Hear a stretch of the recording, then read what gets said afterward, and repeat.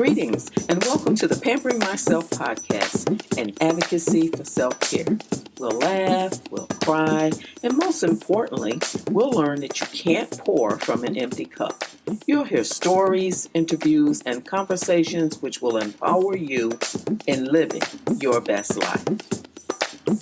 Hello, fellow podcasters. I know it's been a while since I've been on. Going into season 2, I decided to take a couple of weeks break. You know how it is when you have so many things on your plate. I've been getting involved in a lot of other projects and they have just been taking up my time. But anyway, I'm back. I am glad to be here. I thoroughly enjoy my time with you. And today, I have a different topic. Some of the things that I have been doing, still practicing my meditation, and that's what we're going to talk about today. So I hope you're doing well, safe and sound, mind, body, and soul. But in today's podcast, I'd like to share with you an experience that I had over the past couple of weeks.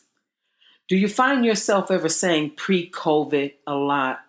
Well, that's because COVID-19 has changed the way we do things or what we have come to expect, like mail delivery. Oh boy, don't get me started on the postal service. I had mailed this package to a lady who lives about 45 minutes from me. Might I add, in the same state. And it took almost 3 weeks. Yes, 3 weeks for her to get that package. And it was supposed to be first-class mail. Now, I tracked it to her post office where it sat for 2 weeks. And when she tried to retrieve it, they told her it would be delivered soon. Talk about raising the blood pressure. Well, anyway, it's this spa near me. And pre-COVID, they were offering free meditation classes every 4th Friday. And every month, I would sign up. But you know how it goes, right? I'm going to be truthful. Either I didn't feel like going or something better came along. Because you can imagine on a Friday evening, getting off of work after working all week, classes didn't start till 7 o'clock. I generally got home about maybe 4:15. The last thing I wanted to do was go back out to a meditation class. Now that's really sad because I said that's the last thing I wanted to do. And yet that probably should have been the first thing I wanted to do. But that's what happened when you don't have any skin in the game, right? I did mention that the classes were free. So it was easy to sign up and not show up, right? And that's what I did. Well, COVID came along, and when the spas were able to open back up, unfortunately, they did away with those free classes. Now I really want to get there. So they opened up with a series called Meditation Mondays, where they had 2 different classes back to back, and each class cost $10 each. Guess who signed up? Not for just one, but I signed up for both and went to both. Now, isn't that crazy? I couldn't make it when the classes were free, but I was willing to pay $20 every Monday for 3 Mondays in a row to attend these classes. That's funny, but that's how we sometimes do, or at least for me. So the first session was about 30 minutes. It was a 30-minute guided meditation. Now, I'm accustomed to those, so that wasn't new to me. However, each week the instructor introduced a new form of meditation. My favorite, which I had never done before, involved various instruments that she would hit softly. And they would make these noises such as bing, bing. So they would go from low to loud. They were still soft. They weren't distracting. And it helped put you in a zone, I'm going to say, for lack of a better word. And it was relaxing to me. And I was able to escape from this crazy mixed up world for at least 30 minutes. Now, what I liked about the class was after the meditation, we all talked about our experiences and, how we felt and how easy or hard it was to get into a meditative state. And some of the newbies um, admitted that their minds continued to wander. So while they were trying to get into a meditative state, even though you're told to relax, whether you want to lay on the floor, prop yourself up against the wall, do whatever it is that you have to do to make yourself comfortable for 30 minutes, that's what you do. Cross your legs, your hands, whatever. But their minds kept wandering on things that they needed to do, should have been doing, wanted to do, or whatever. They just could not get into a mental relaxed state of mind. And it's funny because, or not so funny, because we know that the research shows that the inability to tune things out is one of the causes of our anxiety, stress, depression, inability to sleep, and confusion. And we all know that those all lead to a lot of other health issues. So when we can't shut things down in our mind, it continues to go and it affects every aspect of our body. And so to be able to do this is something that is priceless. Now, the second class was new to me. In this Meditation Monday series, this class was about mindfulness. So perhaps you've heard about that. But this was all new to me. So mindfulness is defined as a training practice that teaches you how to slow down racing thoughts, just like the regular meditation is, let go of negativity, calm both your mind and body. But the techniques in mindfulness, of course, can vary just like they do in meditation itself. But in general, mindfulness involves a breathing practice and awareness of the body and mind.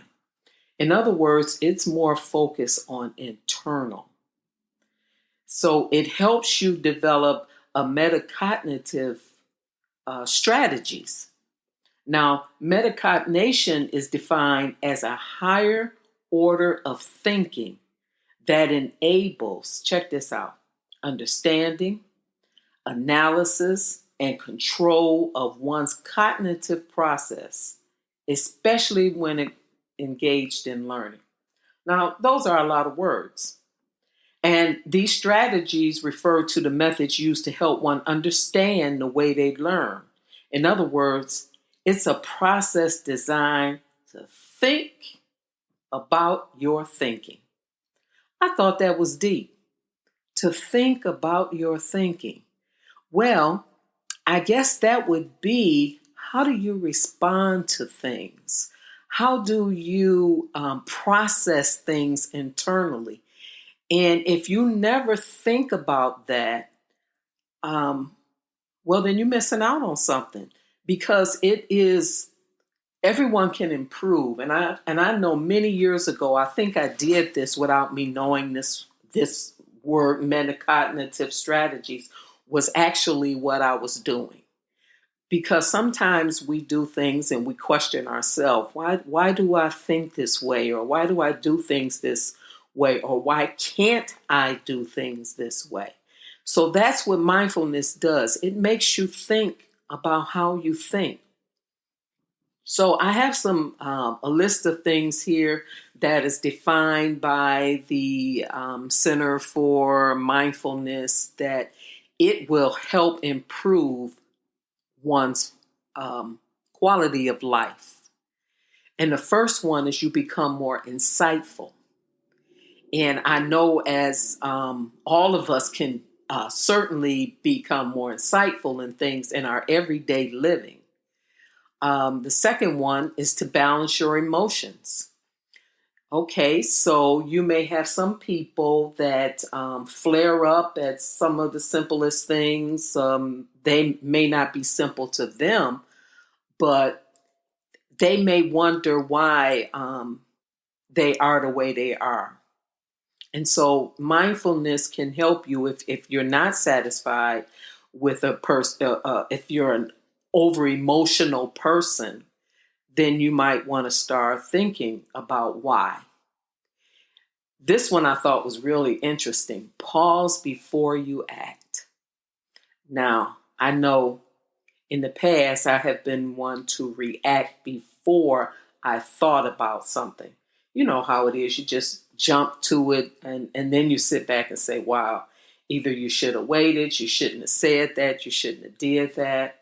So it is something that you can gain control over. Number 4 is to have more empathy. How many times have we judged people or um, criticized people or just did not care because it wasn't our problem, because it didn't affect us? So to have more empathy, how many times have we judged people or criticized people for certain things that we either didn't care about, it didn't affect us, or we had no interest, just lack of concern, lack of empathy. So when you practice mindfulness, makes you be more empathetic about people and their situations. Number 5 is a greater intuition, um, to think about things, insightfulness again, and to be able to have that inner tuition as to things that affect you and those that are around you. And number 6 is just to have a better rapport with people in general, um, understanding of life and our surroundings and our day to day people that we interact with, strangers, family, and just to be, it makes you a better overall person. I know several people, whether they practice mindfulness or not, this they fall in all of these categories, and the list goes on. As you practice this over time, this form of meditation, it just makes you a better person. Not to say that you aren't already, but we can all use some self-improvement, or should want to strive to be the best that we can be. I enjoyed the class. It's more of a breathing type form of meditation. I won't go into exactly how you do it because I don't have that thorough understanding of it yet. But as soon as they start the classes back up, I do intend to go back and participate more. Right now, the schedule's changing because the um, facilities being able to open up more, and they do other things like yoga and body massages and other types of classes. So the classes vary from time to time. So I'll keep you updated on my progress and any information that I can pass along that would be helpful or useful. I encourage you in this crazy mixed up world right now where everything is going haywire from one thing to another, that you use this tool as a means of keeping your sanity intact. Um, so I want to thank you for tuning in. And please continue to pray for each other and for our world. These are definitely some trying times, and we certainly need to be prayerful. I ask that you wear your mask. I know a lot of people are against wearing masks. They are not only to protect you, but they also are to protect others. And even though the young folks aren't quite understanding that because they are young, They don't have to wear these masks. They could be carriers, and we certainly don't want them to, unfortunately, pass this COVID-19 on to other family members. It would be something that would be dreadful. So until next time, be safe and don't forget to pamper yourself.